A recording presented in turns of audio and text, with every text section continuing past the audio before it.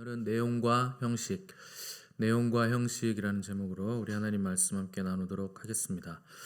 사도 바울과 바나바는 아주 성공적으로 1차 전도 여행을 마치고 돌아왔는데 이들의 간증을 들은 사람들은 함께 기뻐하고 축하해 주면서 하나님의 큰 일을 함께 찬양을 했습니다. 그런데 모든 사람들이 또 모든 교인들이 다 기뻐해 준 것은 아니었는데 이방인들이 구원받는 것에 대하여 반대하고 시기하는 무리들도 어딜 가나 꼭 있었기 때문입니다. 그런데 1절 보시면 어떤 사람들이 유대로부터 내려와서 형제들을 가르치되 너희가 모세의 법대로 할례를 받지 아니하면 구원을 받지 못한다, 이렇게 주장한 것을 우리가 볼 수 있습니다. 성령의 강력한 불이 이방인들에게도 똑같이 임하고 성령의 바람이 이방인들에게 불기 시작했는데 여지없이 이 불을 끄려고 하는 세력들이 또 등장했다 하는 것입니다. 이 반대 세력들의 주장은 다른 이교도의 주장들이 아니고 같은 교회, 같은 공동체 안에서 나온 주장인데 전통적인 교리 문제에 대한 갈등이었습니다.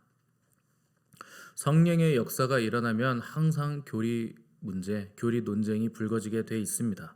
왜 교리적인 논쟁이 항상 성령님이 강력하게 역사하는 현장에는 꼭 일어나는 것인가? 마귀가 성령이 역사하고 교회가 부흥할 때마다 항상 교리적인 논쟁에 말려들어서 그 부흥의 불을 끄려고 하기 때문에 그런 것입니다. 아주 사소한 문제인데 마치 큰 문제인 것처럼 과장하고 교단마다 입장이 다른 그 교단의 차이를 서로가 이단의 가르침인 양 몰아가면서 반목하게 만들고 결국엔 하나가 되지 못하게 만드는 것이 바로 마귀의 방법이라 하는 것입니다. 마귀는 항상 성장하려고 하면 방해합니다. 불이 붙으려고 하면 찬물을 끼얹습니다. 아예 못 믿게 만드는 것이 아니고 제자리 걸음하도록 만드는 것입니다. 더 이상 성장하지 못하고 같은 자리에서 얕은 물가에서 계속 발만 담그고 첨벙첨벙하면서 깊은 곳으로 나아가지 못하게 하는 것이 바로 마귀의 계획이고 방법입니다.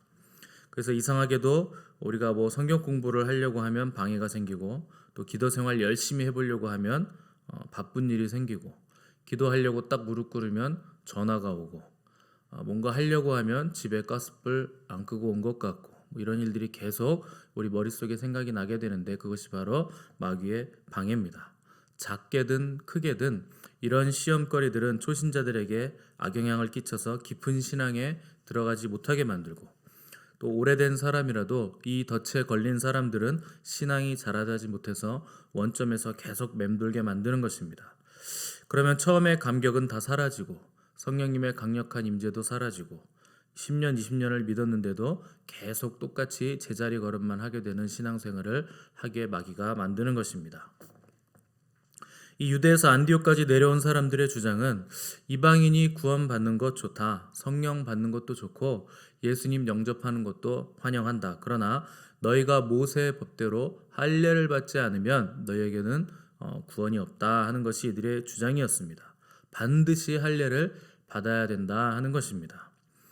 이렇게 주장하는 사람들은 나름대로 율법을 중요하게 또 여기기 때문에 율법의 중요성을 알고 있기 때문에 이렇게 주장을 한 것인데 법의 정신을 아는 것이 더 중요하다 하는 것입니다.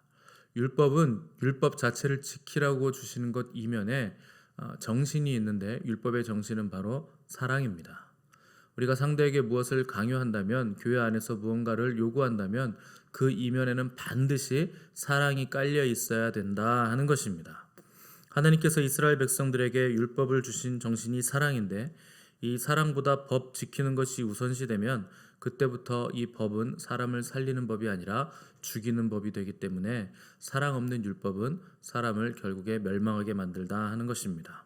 법의 노예가 되고 원칙의 노예가 되면 절대로 그 법으로는 사람을 살리지 못합니다. 이 유대로부터 안디옥까지 내려온 사람들이 주장한 것이 할례였는데 할례란 뭔가? 이것은 언약의 상징입니다. 이 남자 생식기에 포피를 벤다는 것은 하나님의 언약을 사람의 몸에 새기셨다 하는 것입니다. 무엇을 새기신 것인가? 너희는 나와 언약을 맺은 언약 백성이다. 이 언약은 절대 변하지 않으며 너는 나를 의지하고 나의 백성이 되고 나는 너의 하나님이 된다 하는 하나님의 언약의 표시가 바로 할례입니다.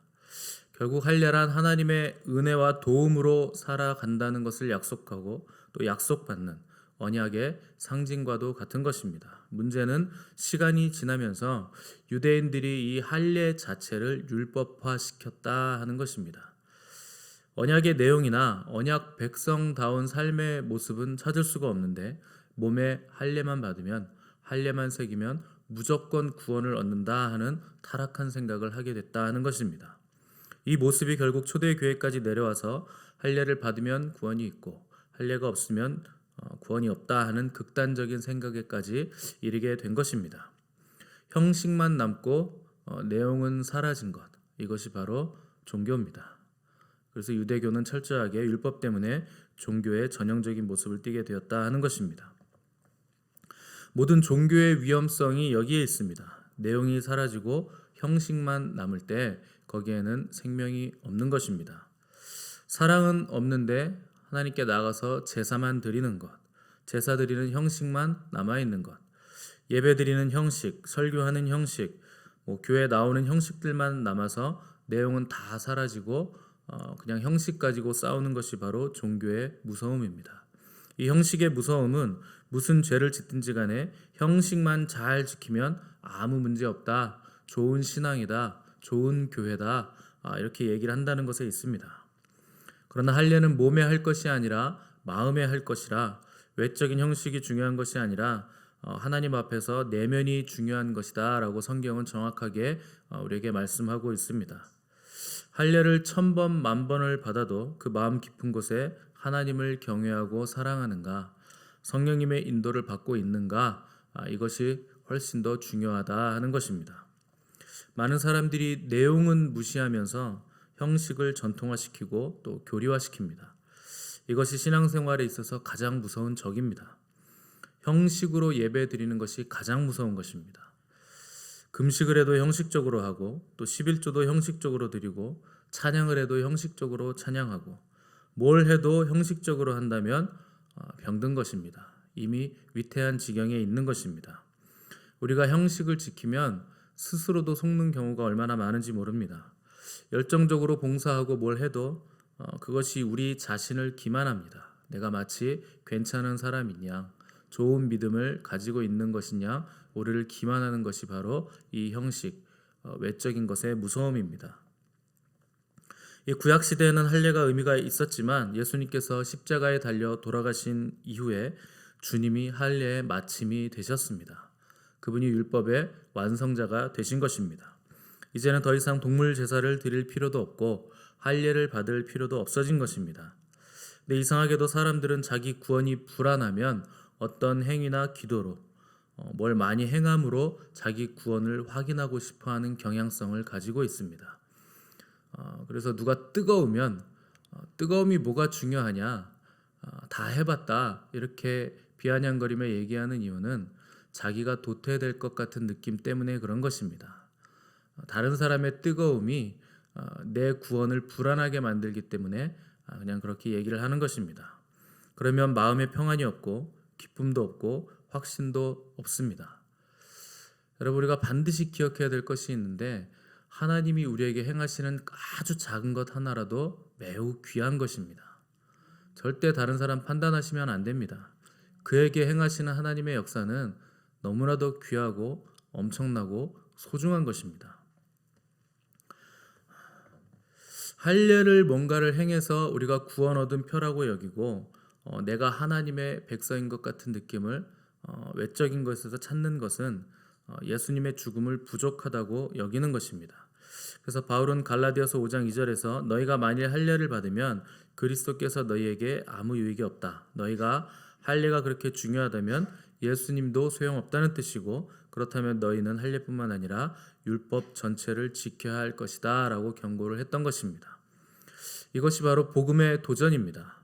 내 노력으로 구원을 얻을 것인가 아니면 예수님의 은혜로 구원을 받을 것인가, 이것이 복음이 우리에게 던져주는 도전입니다. 복음을 제대로 받지 못한 사람들은 값없이 구원 얻는다는 개념을 이해하지 못합니다. 구원이 거저 주어진다는 것이 인과응보의 원리에 익숙한 사람들에게는 와 닿지를 않는 것입니다. 뭔가 내가 해야 될 것 같고 뭔가 드려야 될 것 같아서 그것이 와닿지 않는 것입니다. 그런데 우리가 값없이 구원을 받지 않는다면 율법을 다 지켜야 되는데 세상의 율법을 지킬 수 있는 사람은 아무도 없다 하는 것이 문제입니다. 인류 역사상 오직 단 한 분만 이 율법을 완전하게 지키셨는데 그분이 바로 예수 그리스도십니다. 우리는 율법을 다 지켜서 구원을 받는 것이 아니라 율법을 완전하게 다 지키신 예수님을 믿음으로써 구원을 받는다 하는 것입니다. 그래서 하나님은 우리에게 너희가 내 율법을 얼마나 지켰느냐, 다 지켰느냐, 몇 개 어겼느냐 이런 질문을 절대 하지 않으십니다. 그분 우리에게 물으시는 것은 너는 예수 그리스도를 전적으로 의지했느냐, 그분을 믿느냐 하는 것을 우리에게 물으시는 것입니다. 우리에게 실수가 있고 또 죄가 있고 허물이 있어도 심지어 야곱 같은 사기꾼 같은 기질이 있어도 예수 그리스도를 믿는 믿음이 있으면 그 사람은 하나님의 자녀가 되는 권세를 얻는 것입니다. 이것이 믿어지고 완전하게 인쳐지도록 우리에게 주신 선물이 바로 성령님이십니다. 성령님이 우리 안에 계시면서 보증해 주시고 인쳐 주시고 끝날까지 이 구원이 흔들리지 않도록 우리를 이끌어 가시는 분이 바로 우리 성령님이십니다.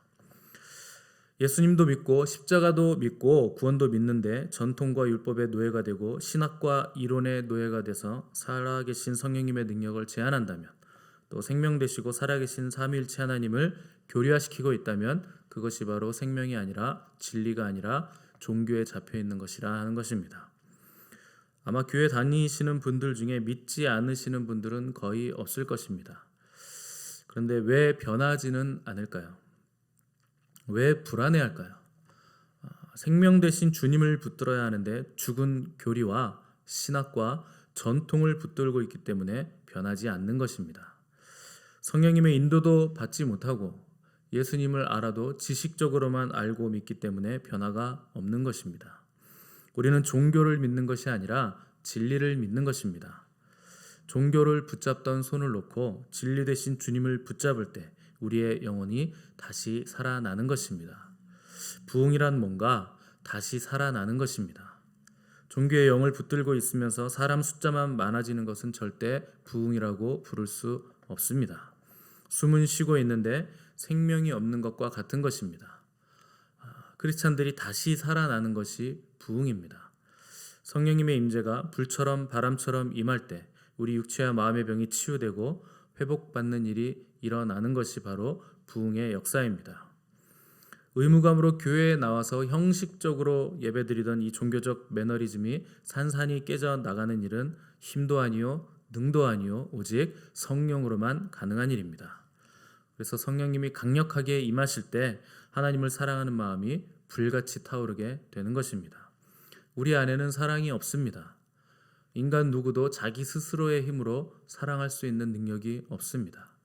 사랑은 로마서 5장 5절의 말씀처럼 우리에게 주신 성령으로 말미암아 하나님의 사랑이 우리 마음에 부은 바 되나니 바깥에서 오는 것입니다. 우리의 힘으로 하나님을 사랑할 수 없고 우리의 이웃들도 절대 사랑할 수 없습니다. 오직 성령님이 우리 안에 부어주실 때 그때만 우리가 사랑할 수 있게 되는 것입니다. 성령님이 강력하게 임하심으로 하나님을 사랑하는 마음이 불같이 타오르고 또 형제 자매를 사랑하는 마음도 불같이 뜨거워지면서 감사와 기쁨과 열정의 예배를 드릴 수 있게 된다 하는 것입니다. 그런 부흥이 우리 교회에 임할 때 우리 교회가 바뀌는 것입니다. 그때 우리 교회가 이 도시를 바꾸는 것이고 이 나라를 변화시키는 부흥의 역사가 일어나는 것입니다. 절대 많은 수가 필요한 것이 아닙니다. 모든 인류 역사의 부흥들은 두세 사람이 아주 작게 기도 모임으로 시작해서 하나님께서 그 기도를 들으셔서 부흥의 역사를 만들어 주신 경우가 대다수입니다. 많은 수가 필요하지 않다면 우리는 얼마든지 우리 교회를 통해서 이 시대적인 부흥을 일으킬 수 있는 것입니다. 우리가 새벽마다 저녁마다 기도할 때 하나님께서 우리에게 은혜를 주셔서 우리 교회에 부흥을 주신다면 저와 여러분이 이 부흥의 한 중심에 서 있다면 우리는 이 민족과 이 시대를 이끄는 부흥의 역사의 중심에 서 있는 하나님의 종들이 될 것입니다. 이 은혜를 체험하시게 되는 저와 여러분의 삶이 되시기를 간절히 바랍니다. 기도하겠습니다.